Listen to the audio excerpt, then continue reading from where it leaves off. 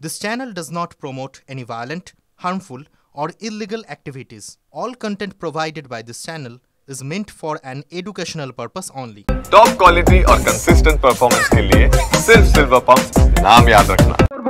একটা মুর্শিদাবাদে আজকে একটা ছোট্ট সমস্যা সেখানে হয়েছে। সকলের কাছে করজোড়ে অনুরোধ করব, দয়া করে আইন কেউ হাতে তুলে নেবেন না। প্রিয় মুখ্যমন্ত্রী মমতা বন্দ্যোপাধ্যায় আছেন, আপনার বাবা দাদাদের কবরস্থান রক্ষা করার দায়িত্ব যেমন আপনাদের তেমন আমাদের সকলের। ওয়াকফ সম্পত্তি কারোর বাপের সম্পত্তি নয়, ওয়াকফ সম্পত্তি একটা সম্প্রদায়ের সম্পত্তি। সেই সম্প্রদায়ের সম্পত্তির দিকে যদি কেউ চোখ তুলে তাকায়, তার চোখ যেমন উবড়ে নেবেন, হাত তেমন ভেঙে দেবেন, একথা নিশ্চিতভাবে আপনাদেরকে দায়িত্ব দিয়ে বলতে পারি।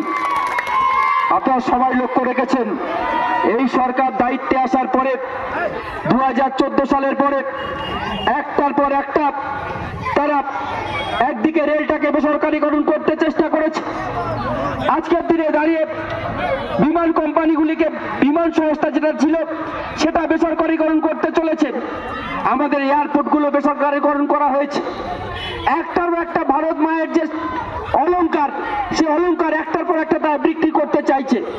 অবশেষে তারা ওয়াকফ সম্পত্তির দিকে লক্ষ্য দিয়েছে। যে বাপি মোল্লার মতো লোকেরা তারা শুধুমাত্র ভোট ব্যাংকের জন্য কতটা নিচে নামতে পারে, কার চোখ উপড়বে? ডন নাকি?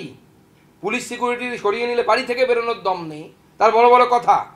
টেনে থাপ্পড় মারলে কাঁদতে থাকবে হাউমাউ করে, সে বড় বড় কথা চোখ উপড়ে নেবে, হাত কেটে দেবে, পা কেটে দেবে। ফাজলামু মারতে এসছো তুমি? ভারতবর্ষের সংবিধান নিয়ে শপথ নিয়েছ, তোমার মুখে মানায় এগুলো কথা?